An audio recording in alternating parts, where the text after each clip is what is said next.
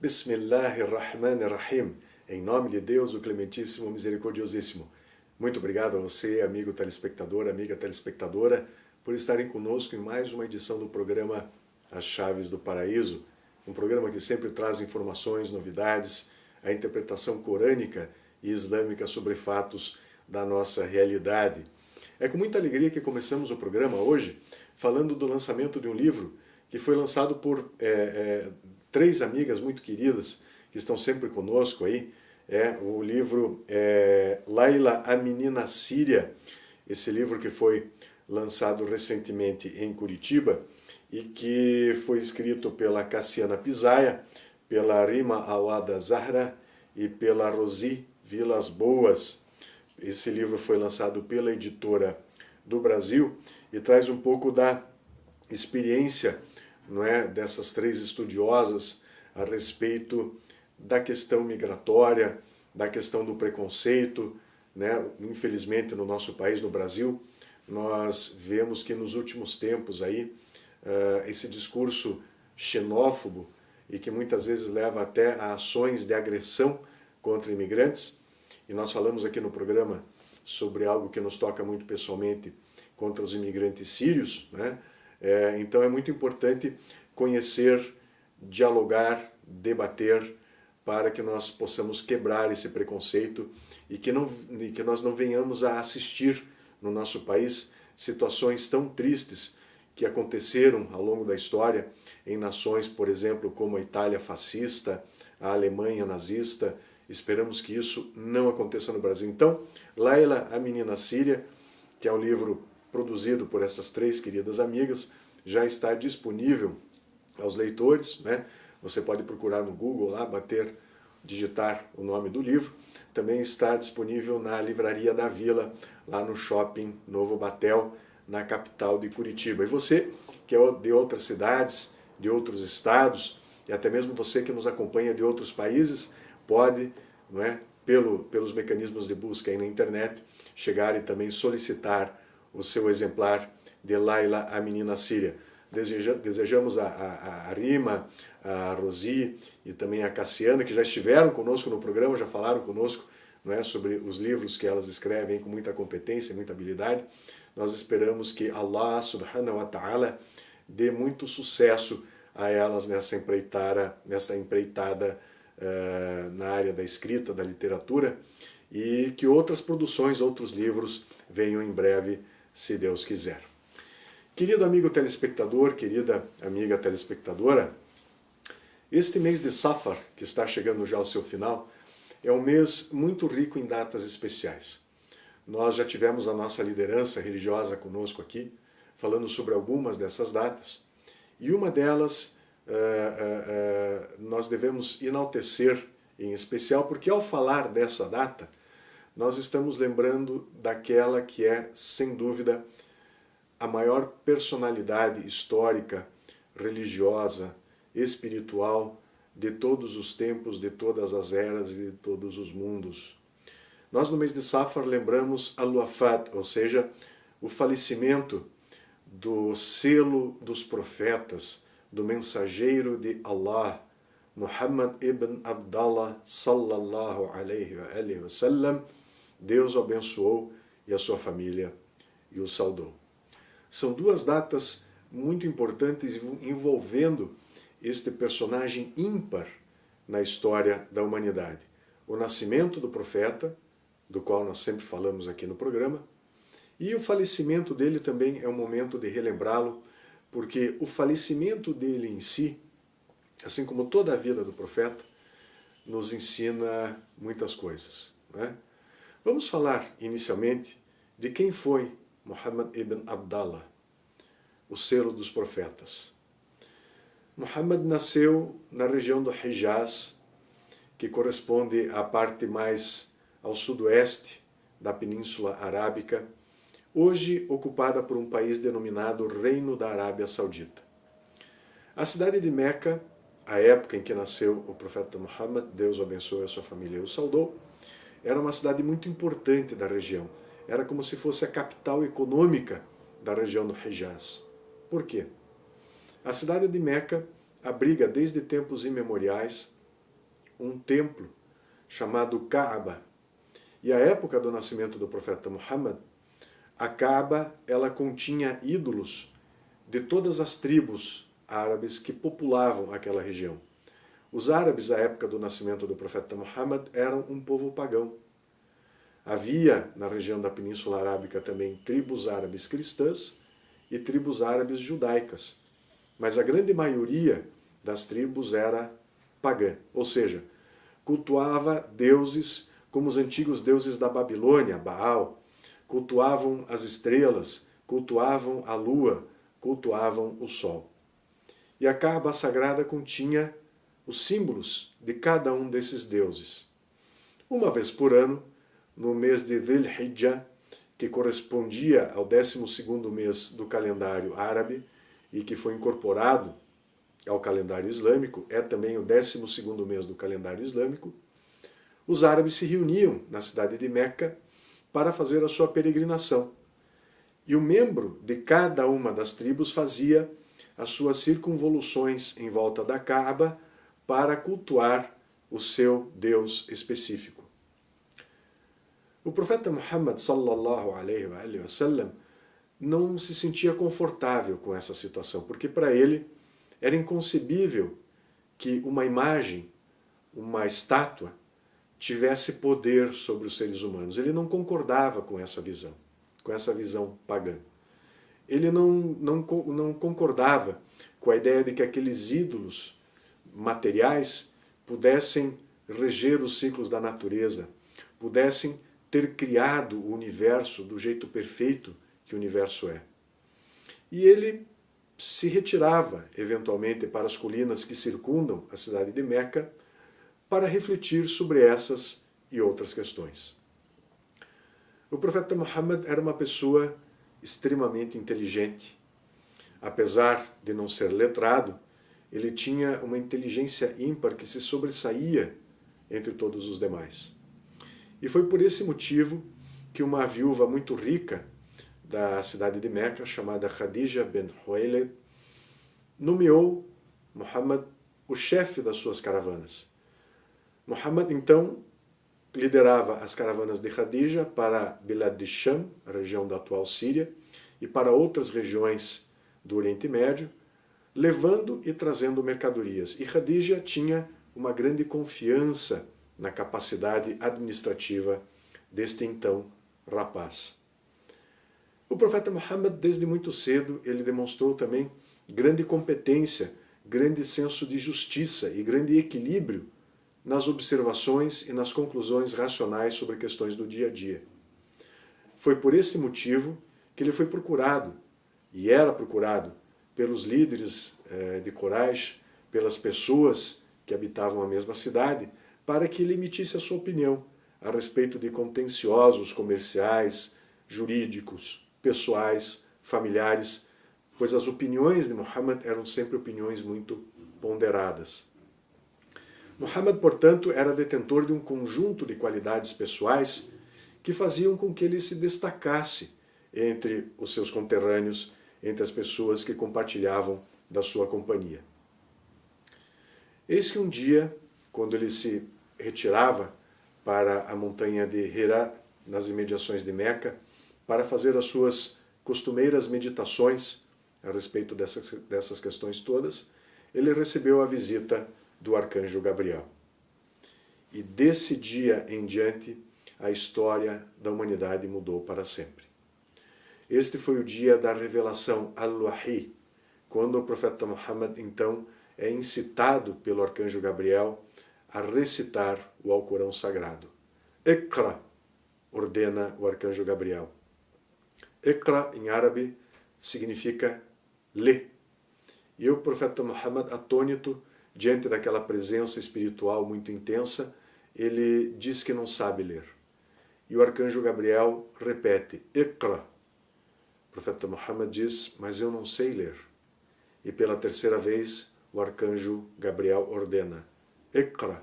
E então o profeta Muhammad, inspirado divinamente, começa a recitar o primeiro versículo revelado a ele por Deus, por Allah subhanahu wa ta'ala, elevado e exaltado seja, que é o versículo Al-Alaq, em que Deus fala da concepção do ser humano, de como o ser humano nasce, de como o ser humano é concebido, e também da importância da cultura, da importância do cálamo, ou seja, da escrita, a importância que o estudo tem.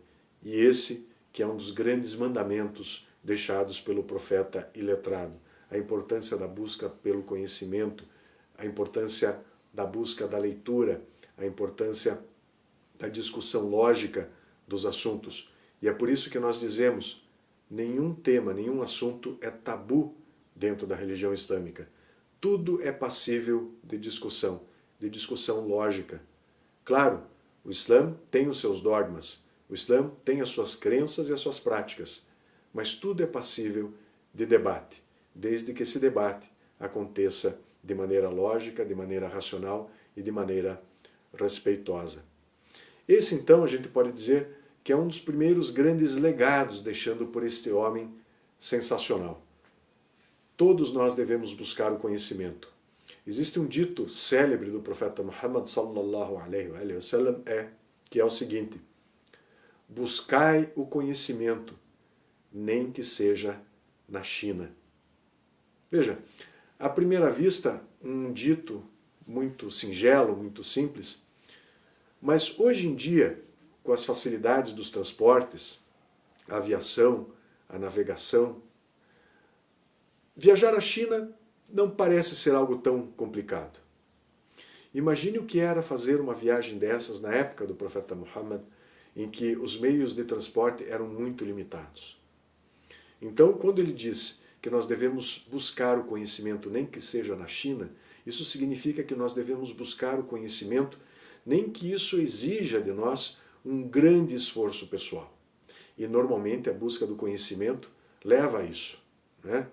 É só acompanhar as pessoas que fazem suas especializações, seus MBAs, seus mestrados, os seus doutorados. Quantas horas do convívio familiar, do convívio social, essas pessoas têm que abrir mão para fazer a sua dissertação, para fazer a sua tese, para se dedicar à leitura.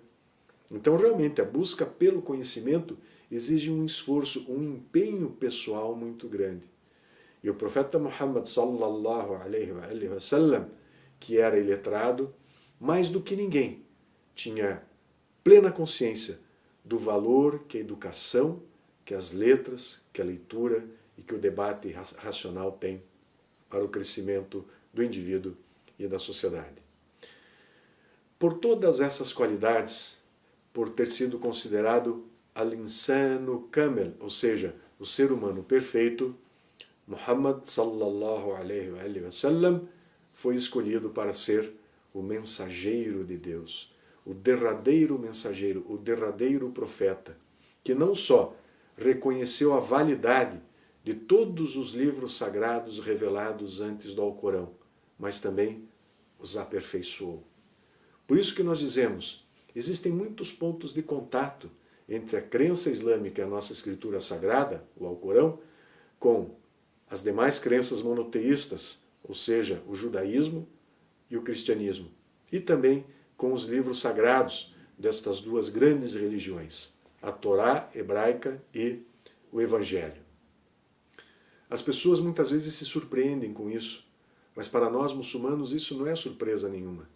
Afinal de contas, como acabei de mencionar, o profeta Muhammad sallallahu alaihi wa sallam, quando recebe a revelação e a sua missão profética, ele recebe esta incumbência de mostrar que sim, tanto a religião revelada aos judeus quanto a religião revelada aos cristãos são religiões válidas, mas o islamismo ele vem não só para confirmar então essas mensagens anteriores, mas também para complementá-las, para aperfeiçoá-las. Então existem também diferenças entre essas duas escrituras sagradas e o Alcorão. E daí nós vemos a beleza da criação. Porque se Allah subhanahu wa ta'ala, elevado e exaltado seja, quisesse que os seres humanos pensassem de uma maneira única, ele não teria, ao longo da história da humanidade, enviado 124 mil profetas a nós. Se ele enviou um número tão expressivo de profetas, muitos deles conhecidos por todos, porque foram profetas de cunho mundial, outros nós não conhecemos, porque foram profetas encaminhados para povos específicos.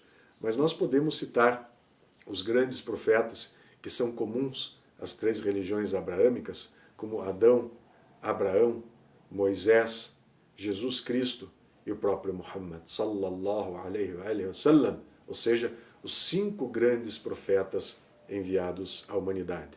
Mas o Alcorão Sagrado também reconhece outros, como Davi, como Jacó, enfim, uma infinidade de mensageiros, de líderes que foram enviados à humanidade para que nós nos lembrássemos que Deus não nos abandonou. Deus não nos criou e nos largou simplesmente sobre a superfície da terra para que nós pudéssemos fazer o que bem entendemos, para que nós pudéssemos agir de acordo apenas com aquilo que as nossas leis consideram correto. Não. Deus enviou as Escrituras Sagradas, Deus enviou os profetas como um símbolo da sua misericórdia e da sua clemência para com os seres humanos. E depois dos profetas, enviou ainda os imames sagrados, as guias perfeitas e imaculadas, as 12 lâmpadas acesas que iluminam o caminho dos muçulmanos em todas as épocas, em todas as eras, até o final dos tempos, inshallah. Então, isso para mostrar apenas um dos grandes legados do profeta Muhammad, que é a importância da busca do conhecimento. Mas outros foram os ensinamentos deixados por esse ser humano tão importante.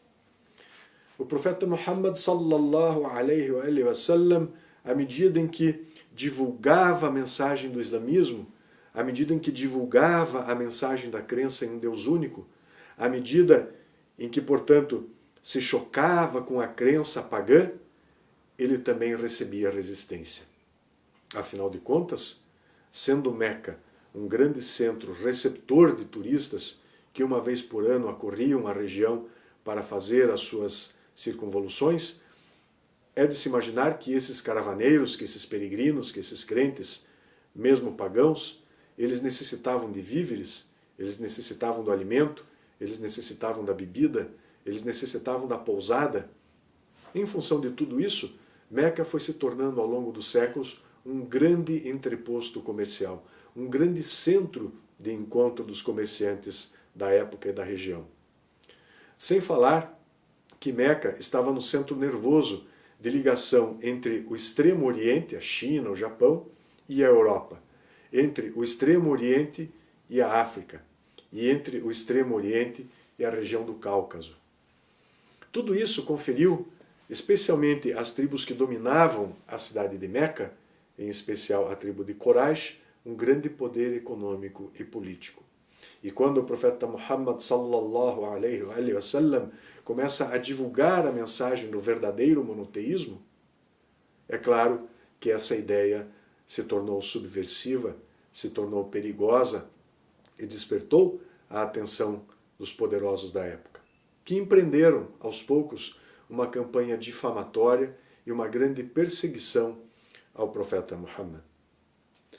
Temendo pela vida do seu derradeiro mensageiro, Allah subhanahu wa ta'ala demanda então, ordena que Muhammad deixe a cidade de Meca e se dirija ao oásis de Yathrib, distante cerca de 420 quilômetros de Medina. E é isso então que o profeta Muhammad faz. Ele e o seu pequeno grupo de seguidores deixa a cidade de Meca, dirige-se à cidade de Medina. Muito importante ressaltar que em Medina, sobre sua cama, para despistar os coraíxitas que intentavam matá-lo, fica seu primo e futuro genro, Ali ibn Abi Talib alayhi salam, que a paz esteja com ele. Ali que demonstrou então com esta atitude grande coragem, desprendimento e confiança na mensagem do seu líder, o profeta Muhammad. Muhammad vai até a cidade de Yathrib, e com a chegada de Muhammad e seus seguidores, seu pequeno grupo de seguidores, passa a se chamar Madinat al-Rasul, ou seja, a cidade do profeta, hoje em dia conhecida simplesmente por Al-Madina al-Munawwara, ou seja, Medina a Iluminada, cidade onde se encontra o túmulo do profeta Muhammad e que é, até hoje, até os dias de hoje, um dos lugares mais sagrados para os muçulmanos, que quando visitam Al-Makka para fazer a sua peregrinação, o seu Hajj, ou a sua pequena visita, a sua pequena peregrinação individual, não deixam de visitar também a grande mesquita de Al-Madina, onde está sepultado este grande homem, que, como todo ser humano, também chegou ao fim. Chegou ao fim a sua vida terrena, o fim que chegará a todos nós um dia, sem dúvida, e é uma característica da nossa condição humana. Mas a mensagem, a missão, o conhecimento, a revelação, as admoestações, os ditos célebres foram legados por Muhammad a toda a humanidade. O islamismo, a mensagem de Muhammad sallallahu alaihi wa sallam, não é uma mensagem destinada apenas aos árabes, mas é uma mensagem destinada a toda a humanidade.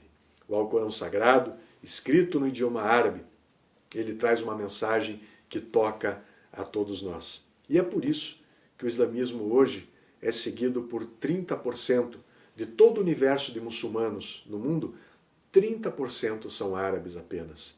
Os outros 70% dos quase 2 bilhões de muçulmanos no mundo são formados por indonésios, por filipinos, por indianos, por iranianos, por paquistaneses, por africanos das mais variadas tribos e países, por europeus.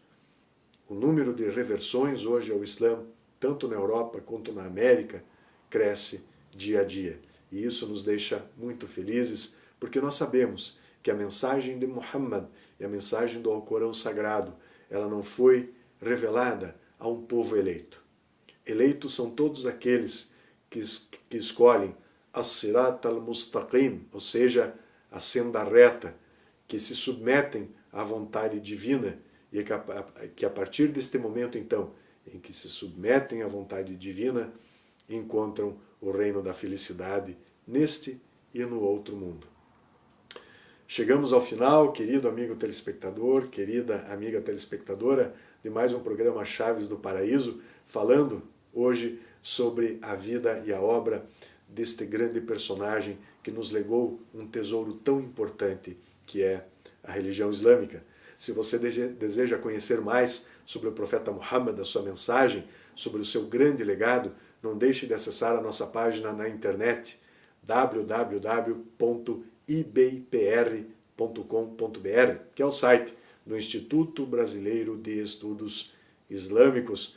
Nós também temos a página da Mesquita Imam Ali de Curitiba no Facebook. Basta que você procure ali, então, no mecanismo de busca, você vai chegar na página da Mesquita Imam Ali no Facebook, que traz uma série de informações também de atividades realizadas por essa instituição tão importante.